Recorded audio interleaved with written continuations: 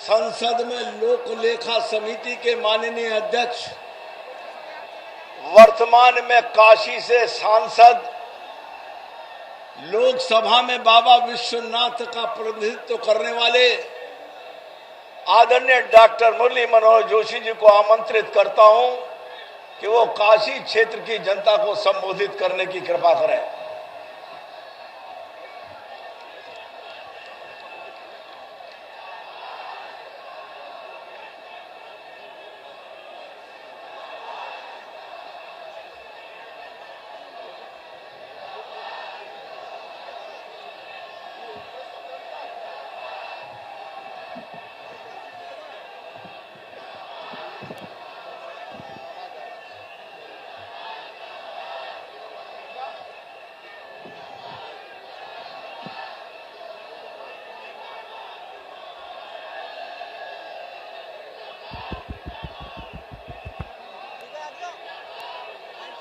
बोलिए भारत माता की। ये आवाज तो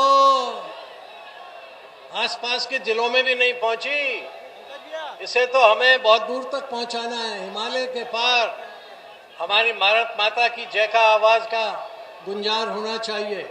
बोलिए भारत माता की, भारत माता की। वंदे वंदे वंदे, हर हर। ये मुट्ठी उठा के होना चाहिए जोर से। हर हर हर हर। मंच पर विराजमान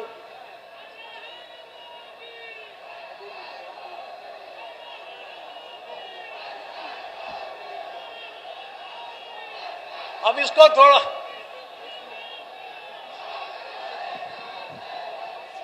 अब ये मोदी तुम संघर्ष करो का नारा बंद करो। मोदी अब तुम राज करो, हम तुम्हारे साथ हैं, ये नारा लगाओ। ये संघर्ष तो जिंदगी भर से हो रहा है। हाँ।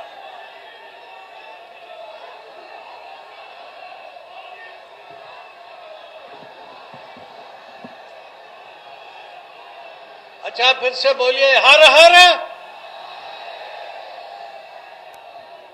मंच पर विराजमान भारतीय जनता पार्टी के राष्ट्रीय अध्यक्ष श्री राजनाथ सिंह जी, भारत के भावी प्रधानमंत्री श्री नरेंद्र मोदी जी, उत्तर प्रदेश भारतीय जनता पार्टी के अध्यक्ष श्री लक्ष्मीकांत वाजपेयी जी, मंच पर विराजमान भारतीय जनता पार्टी के अन्य सभी विधायक, सांसद तथा पदाधिकारीगण,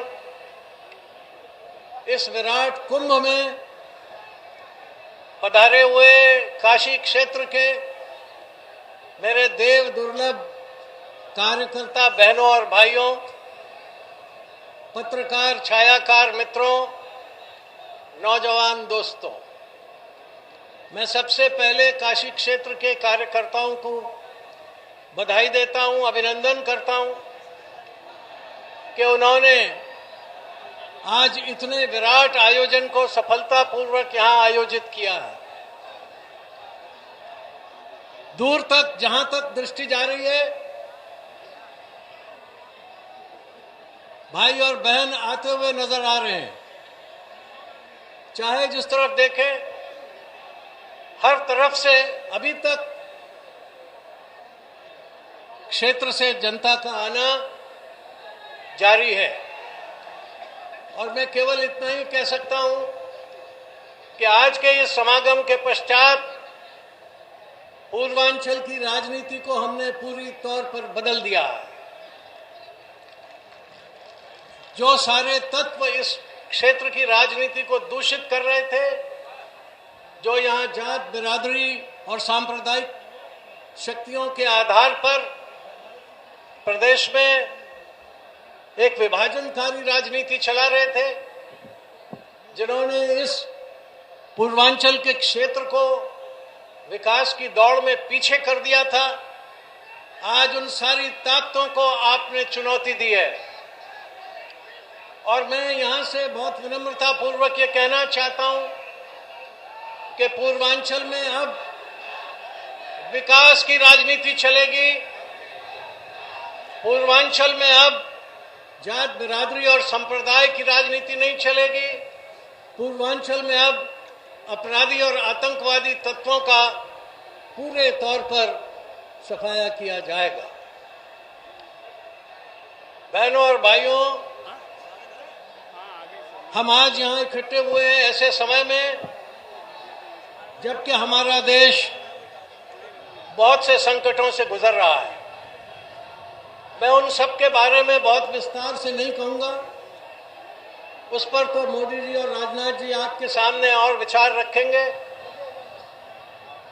मुझे दो बातें आपके सामने रखनी है। पहला तो यह कि आज देश की सुरक्षा खतरे में है। कभी चीन के लोग हमारे सैनिकों को उठाकर ले जाते हैं, हमारे नागरिकों को उठाकर ले जाते हैं, और हमारी सरकार हाथ पर हाथ धरे बैठी रहती है। कभी कभी मुझे लगता है कि केंद्र की सरकार में बैठे हुए लोग अपने पौरुष को खो चुके हैं, उनमें पुरुषार्थ नहीं है। कभी कभी ऐसा लगता है कि उनके अंदर स्वाभिमान नहीं है।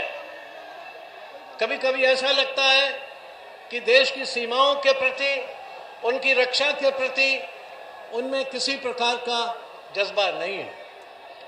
ये कैसे हो रहा है कि कभी सैनिक आता है चीन का, हमारे यहाँ बैठ जाता है और हमारी सेना सिर्फ एक पोस्टर लेके वहां जाती है कि चीनी सैनिकों, भाइयों, आप हमारे देश की सीमा में हैं, कृपया चले जाइए। और चीनी कहते हैं, अच्छा हम आपकी सीमा में हैं, आ गए हैं, हम जाएंगे नहीं, हम यहाँ बैठते हैं, खाना खाते हैं, नाच गाना करते हैं और अपनी जूठन गिराकर यहाँ से जाते हैं। और ये सरकार देखती रहती है।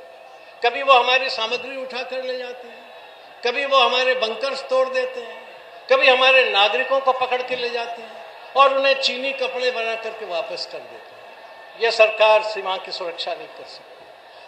पाकिस्तान से आतंकवाद आने वाले की रक्षा नहीं कर सकती। और तो और ये देश के सम्मान को विदेशों में नहीं बचा सकती। जिस प्रकार की घटना अभी हमारे राजनयिक से हुई, उस महिला से हुई, उस अपमान को यह सरकार कैसे बर्दाश्त कर सकती है? मैं ये जानना चाहता हूं कि ये सरकार इस देश में तो महिलाओं का सम्मान बचा नहीं सकी है, लेकिन ये विदेश में भी हमारे देश की माताओं का, बहनों का, अपने अधिकारियों का सम्मान नहीं बचा सकती। राजदूत के रूप में काम करने वाले लोग भारत की संप्रभुता के प्रतिनिधि होते हैं। उन पर होने वाला हमला भारत की संप्रभुता पर हमला है, मगर ये सरकार चुप बैठी रही। जब यहां से लोगों ने आवाज उठाई तो खरामा खरामा इन्होंने विरोध प्रकट किया। ये विरोध का तरीका ठीक नहीं है। भारत को यह स्मरण रखना चाहिए कि अगर हमें दुनिया में अपनी हैसियत बना के रखनी है तो फिर हमें एक मजबूत सरकार चाहिए, मजबूत नेतृत्व चाहिए। और आज की सरकार और आज का नेतृत्व इस मामले में बिल्कुल फेल हुआ है। और इसीलिए मैं आपसे कहना चाहता हूं कि अगर ये सरकार नरेंद्र भाई के नेतृत्व में बनी होती और जो बनेगी आगे चलकर, तो दुनिया में किसी देश की हिम्मत भारत का अपमान करने का नहीं होगी। भारत के स्वाभिमान को बचाने के लिए ये जरूरी है कि इस देश का नेतृत्व नरेंद्र भाई को सौंपा जाए। और ये विराट जनसमूह आज जो यहां खड़ा हुआ है, मैं इससे पूछना चाहता हूं कि क्या आप इस काम के लिए संकल्प लेते हैं कि 2014 में आप नरेंद्र भाई के नेतृत्व में इस देश की सरकार बनाएंगे? दोनों हाथ खड़ा करके जवाब दीजिए, दोनों हाथ खड़ा करके जवाब दीजिए, सब तरफ से जवाब दीजिए। ये वचन आप मुझे दे रहे हैं और मैं आपसे ये जानना चाहूंगा कि इसमें कोई कमी तो नहीं रहेगी। जो कुछ करने के लिए कहा जाएगा सब करेंगे। कुछ ही लोग बोल रहे हैं, सब लोग बताइए, नरेंद्र भाई को भारत का प्रधानमंत्री बनाने के लिए आने वाले समय में जो कुछ करना है वो सब करने का संकल्प आप लेते हैं? इस सरकार ने देश की अर्थव्यवस्था को भी ध्वस्त कर दिया है। रुपए की कीमत गिर रही है और महंगाई बढ़ रही है। रोजगार समाप्त हो रहे हैं, उद्योग नष्ट हो रहे हैं। इस सरकार ने जो केंद्र में बैठी हुई है, सबसे बड़ा अन्याय किसानों के साथ किया है। भारतीय जनता पार्टी इस देश की अर्थव्यवस्था की रीढ़ के रूप में भारत के ग्रामीण जनों को स्वीकार करती रही। और अगर मैं आज यहां चेतावनी दे रहा हूं इस सरकार को भी और आने वाली सभी उन ताकतों को जो हिंदुस्तान में भारत की अर्थव्यवस्था को नष्ट करना चाहते हैं, कि अब भारत जाग रहा है, भारत का किसान और जवान जाग गया है। वो अपनी हिम्मत से, अपनी मेहनत से, अपनी ताकत से भारत का निर्माण करेगा। दुनिया के कर्जे से नहीं, उधार ली हुई किसी चीज से नहीं। भारत का नौजवान अपनी ताकत से, अपनी बुद्धि से, अपने पुरुषार्थ से इस देश को भी आगे बढ़ाएगा और दुनिया को भी आगे ले जाएगा। अगर ये सरकार इस देश के किसानों की तरफ ध्यान दिए होती, अगर उनकी सारी समस्याओं की तरफ ध्यान दिए होती, तो फिर आज ये देश तो खुशहाल होता ही, पर दुनिया से भूख मिट गई होती।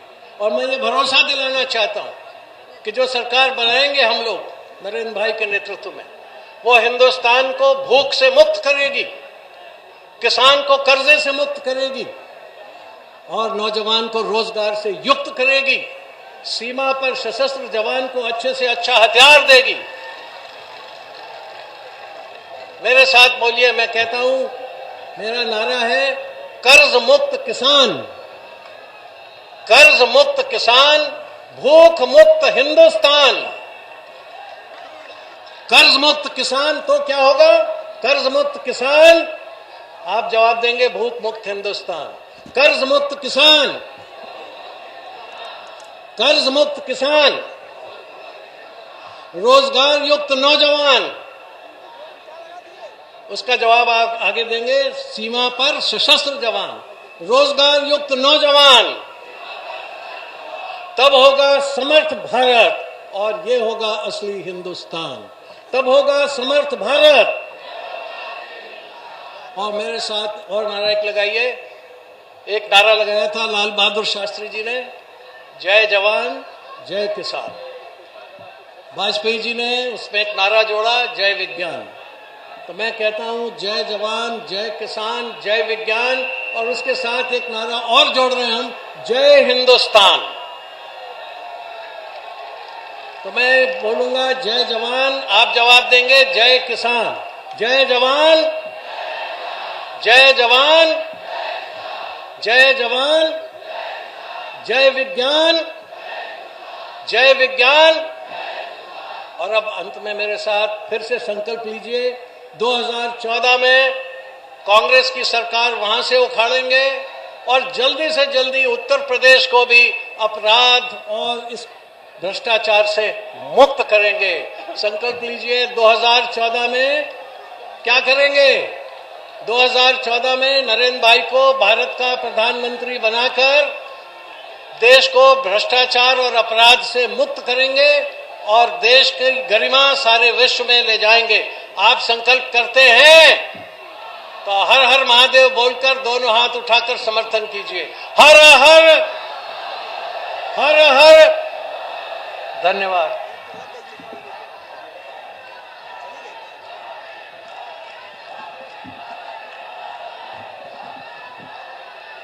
इस सभा में उपस्थित काशी क्षेत्र की जनता और नौजवान साथियों को मैं अब आग्रह करना चाहता हूं, भारतीय जनता पार्टी के माननीय राष्ट्रीय अध्यक्ष, जिनकी जन्म स्थली इसी जनपद के पहले भाग चंदौली में और जिनका कार्य क्षेत्र